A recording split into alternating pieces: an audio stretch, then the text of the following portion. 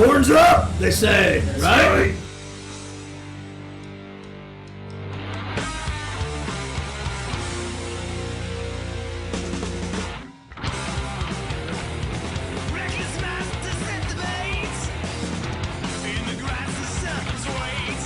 We're here backstage at the Gramercy Theatre in New York City, and it is the tour kickoff for my brothers here from C.O.C. Yeah. We have Woody, and of course Reed. How are you? Please tell us how it feels to be in New York, kicking off your tour, and especially with brand new music. I know Woody wants to tell you. Oh man, it's been since Halloween since we were here, and it was that 2 or 3 months ago. So we're Yeah. excited to be back. Yeah. I was my pizza slice quotient was getting really low, so I'm glad to be back. Have you met your quota on your slices yet? I've had 3 slices a day, so I'm doing good. Oh. Is it true that New York City has the best pizza, or what do you guys Oh, think? 'Cause I know you guys yes. travel a lot. Oh, come on. Yeah. So I'm not being biased when I say that New York pizza is the best. It is the best. It is the best. Oh, yeah. Let's get into the new album, self-titled, because it is C.O.C. I mean, before I heard it, you know, I had a lot of expectations because it is the original lineup. But when I heard it, you know, and I'm not bullshitting, it's in my iPod right now, but listen to it. To me, is the same flavor as the old C.O.C., but with the band today. So it doesn't sound outdated, it sounds very fresh, so congratulations on being thanks, able man. to put something out so refreshing, because there's too much of the same going on in music. And I know, I mean, you guys are music fans, so I'm sure you agree somewhat with that statement. But why don't you tell us a little bit about like why this record came out so different, but also how it has that same flavor at the same time? Wow, I think that's an easy answer, but mainly because Woody, myself, and Mike Dean pretty much learned to play music together. I mean, initially we were playing rudimentary American hardcore punk rock with 2 and beats. Woody taught me how to play drums, by the way. And but we slowly learned how to play our instruments a little bit better, and we were Stevie taught us both how to play that. To be honest, that young man over there taught us everything we know. Stevie was our sound guy for about 20 years. He worked at CBGB's.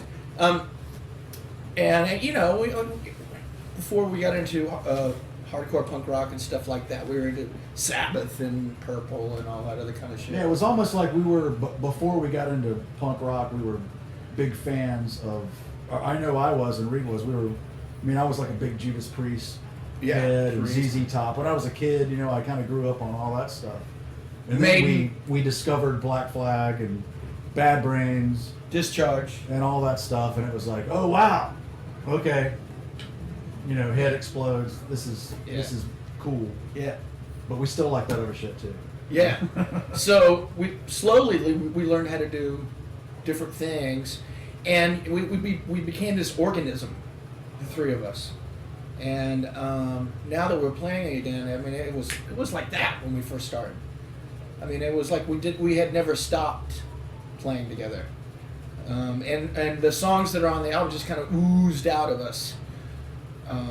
You know, and it has all different flavors. I think there's all the different songs on there. You can hear stuff. It sounds like from 1985, or the Blind album, or Deliverance. I mean, I think it's one of the best, if not the best, records we've done. Absolutely. And hey, and you guys are one of the only bands that both hardcore fans and heavy metal fans love as much, because, you know, without being a hardcore metal band, because you guys were around way before that came about, but without even knowing it, you really influenced that kind of blend of genres, because you were saying, because of the influence that you kind of kicked off, but without even being one or the other. Because when I think of you guys, I don't think necessarily you are 1 or 2 or 3. It's like, it's just, you know, it's a very signature sound, flavor music. And you talk a little bit about the influences of what you guys grew up listening to, but as far as like from each other, when you guys started jamming out, you know, how was like, who met who? How was like that whole story? Who was playing? Like, where were you guys playing at the time? And then merged to.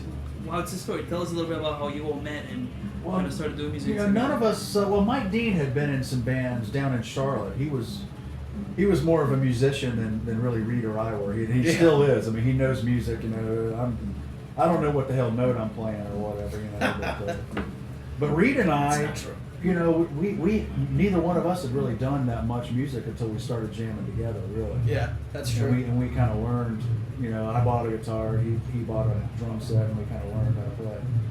You know, and then Mike Dean showed up and showed us what music was. So he's the professor? He is the professor. Yeah, he is. He always has been the professor. He still is, yeah. Is he teaching right now? Is that what he's missing, and actually he's teaching somebody right now? He's got a class right now across town. Pontificating. And let me ask you something. Was it challengeful when you guys had to face the decision that Pepper was going to be full-time with Down, and then suddenly like you had to like shift gears, or was it kind of for you guys was somewhat refreshing to have like that challenge in front of you?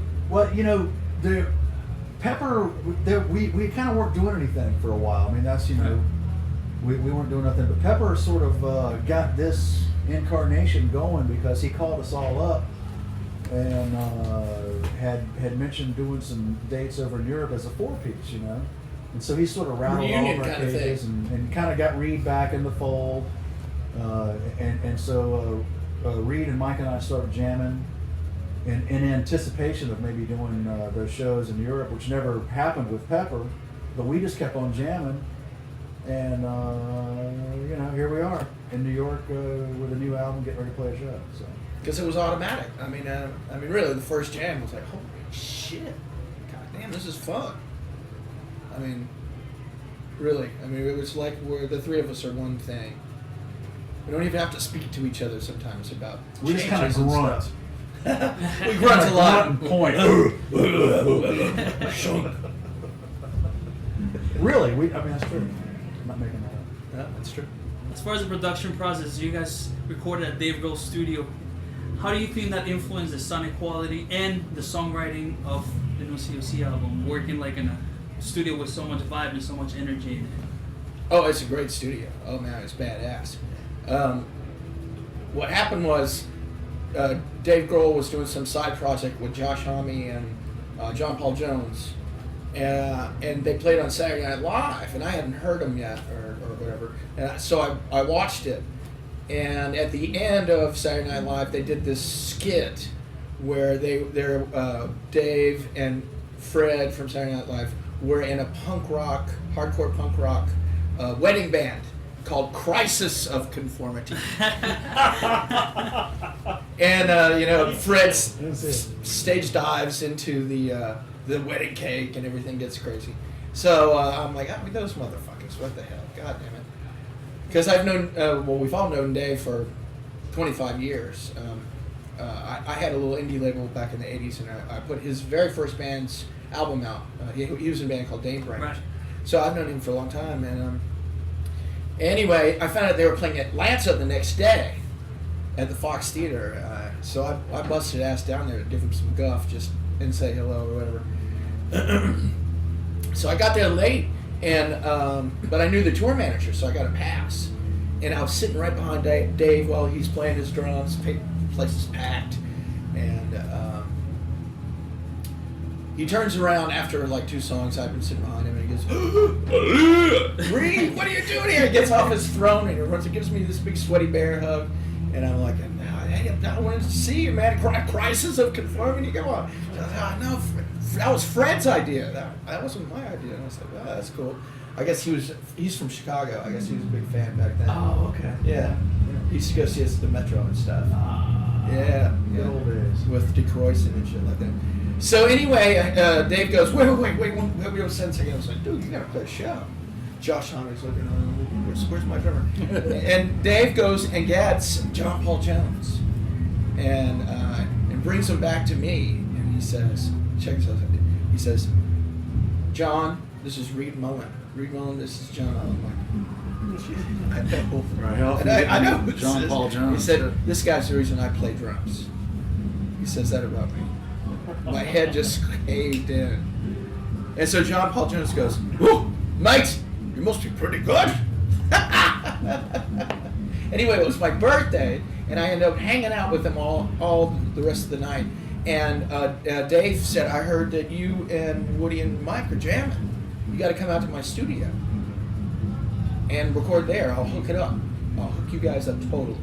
You hook me up, I'll hook you up. And I didn't believe him, and sure enough, 2 weeks later he calls up and says, dude, you're supposed to call Scott, the studio manager, and you never did. What's going on? And I said, oh, I thought you were kidding. He said, no. So we set it up, and we went out and did the album.